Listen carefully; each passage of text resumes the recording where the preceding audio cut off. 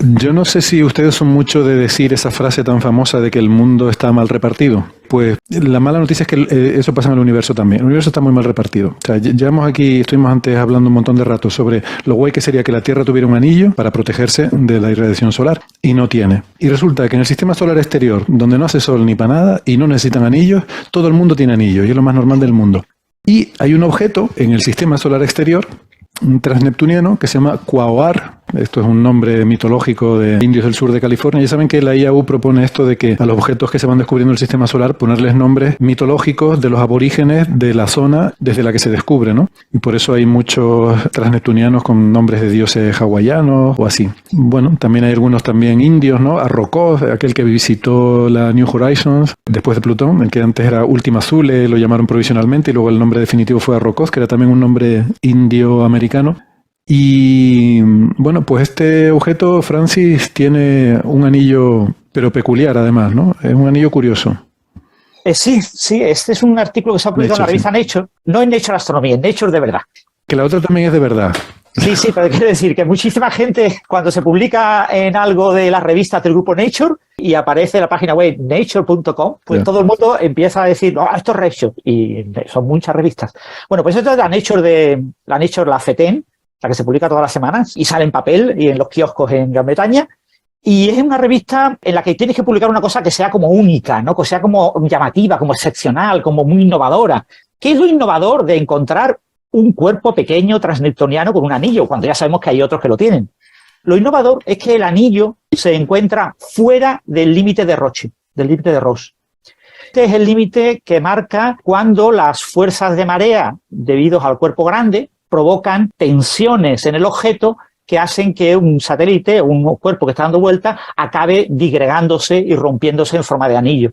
Entonces, de esperar que los anillos que se produzcan por descomposición, desintegración de un objeto, de un satélite, un cuerpo que se ha acercado demasiado y ha cruzado el límite de Roche, es de esperar que forme un anillo. Pero claro, encontrarse un anillo mucho más allá del límite de Roche es la sorpresa que ha hecho que este artículo se publique en la revista Nature. Además, como novedad también, se ha hecho el descubrimiento desde el espacio, aunque se ha confirmado desde Tierra, con Keops. Keops es un observatorio de la ESA que se lanzó en 2019 y que se aprovechó, coincidió que se observó la ocultación estelar. El pequeño cuerpo pasa por delante de una estrella lejana. Pues en esa ocultación se aprovecha para medir propiedades del cuerpo, ¿no? Se ve la luz de la estrella, se ve como la luz de la estrella, claro, se oculta cuando pasa el cuerpo, pero claro, si hay un satélite o si hay un anillo, se observarán unas pequeñas ocultaciones asociadas a los lugares donde se atraviesa el anillo. Entonces, esta ocultación fue observada por infinidad de observatorios terrestres entre 2018 y 2021, y, por fortuna, ya que se había lanzado Keops, se decidió también tratar de observarlo con Keops. La observación con un telescopio espacial de un tránsito es muy difícil, porque los tránsitos se ven exactamente desde un cierto lugar. Si tú te mueves en la Tierra y cambias de latitud o de longitud, puede que dejes de ver esa ocultación. Entonces, con un telescopio que se está moviendo alrededor de la Tierra, que de vez en cuando tiene que hacerse maniobras de corrección porque le afecta a la atmósfera, parecido al Hubble, está relativamente cerca de la Tierra y se ve, su órbita va reduciéndose poco a poco, entonces hay que hacer correcciones. Eso es muchísimo más difícil, ¿no? Entonces, esas dos novedades, que esté más allá del límite de Roche y que se haya hecho con un telescopio espacial, el Keops, es lo que justifica que se haya publicado este artículo en la revista Nature.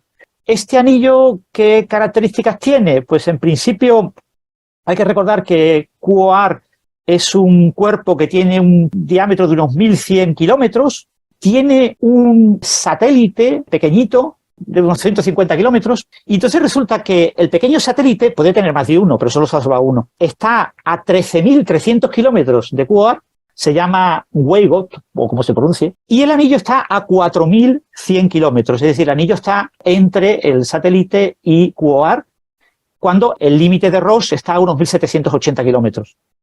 Todo esto son valores estimados y puede haber bastante error en estos valores. De hecho, Quaoar podría tener más de un anillo, porque hay otros cuerpos transneptunianos y cuerpos pequeños que se sabe que tienen más de un anillo. Pero en general, esos cuerpos tienen el anillo dentro del límite de Roche porque tenía cuerpos menores que lo estaban orbitando, que acabaron acercándose y entraron por el límite de Ross. Entonces, ¿cómo es posible que se mantenga un anillo en un cuerpo transneptuniano durante cierto tiempo? Porque claro, este anillo podría ser transitorio, puede ser que se acabe de formar, por lo que sea, por una emisión, por algún proceso, y ya de la casualidad que lo hemos observado. Pero si asumimos que es un anillo que se ha mantenido, además se ha mantenido durante varios años, es de esperar que sea bastante estable, tiene que haber algún tipo de explicación. Y no se sabe cuál es la explicación correcta, pero en el artículo de Nature se propone lo que ha dicho Héctor antes, ¿no? Estos cuerpos están tan lejanos, en un lugar muy frío, están en un lugar donde las temperaturas medias pues son cercanas, del orden de 220 grados centígrados, bajo cero. Son temperaturas muy bajas, y entonces con esas temperaturas muy bajas la dinámica de los anillos, porque claro, un anillo más allá del límite de Ross, ¿qué le esperamos que pase? En ese anillo habrá colisiones entre los cuerpos menores que forman ese anillo, las pequeñas partículas que forman el anillo, y se agregarán, acretarán y acabarán formando cuerpos un poquito más grandes que acabarán barriendo el propio anillo y recogiendo el material del anillo y formando un pequeño satélite.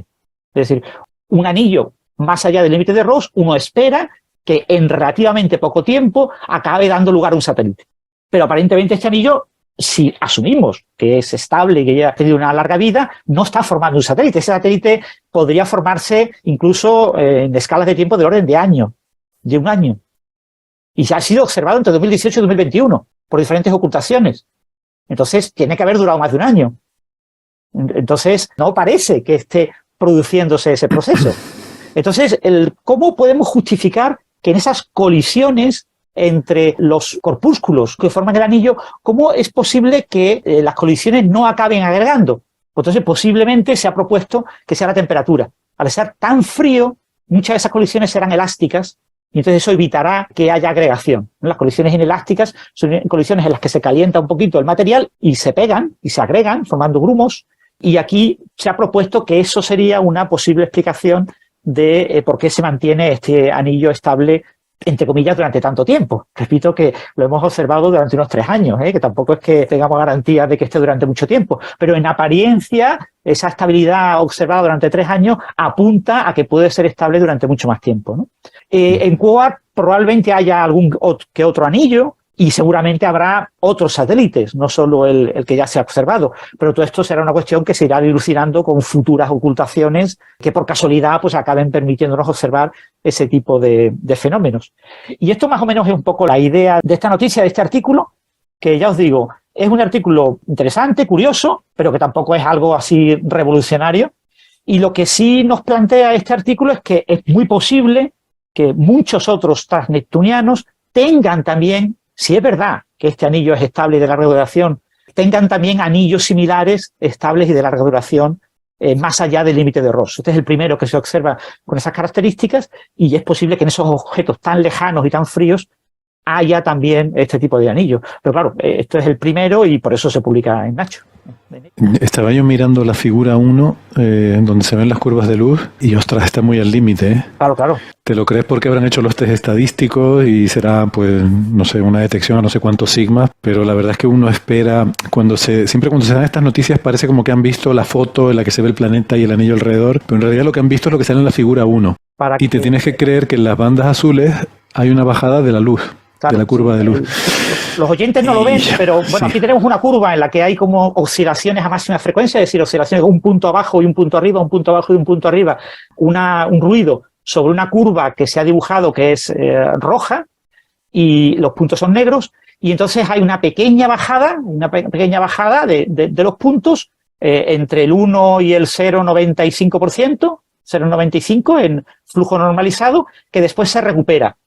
Después, mucho más adelante, encontramos una enorme bajada, que es la asociada al propio cuerpo, y la recuperación, la vuelta a subida, y más tarde encontramos de nuevo otra pequeña bajada. Quizás esta bajada es más clara en cuanto a bajada, es menos ancha que la otra, y bueno, el análisis de estas curvas apunta a que sí son aparentemente señales de un anillo, ¿no? Sí, sí.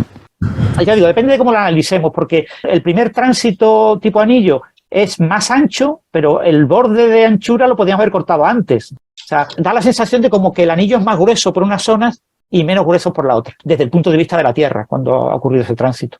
Eso es.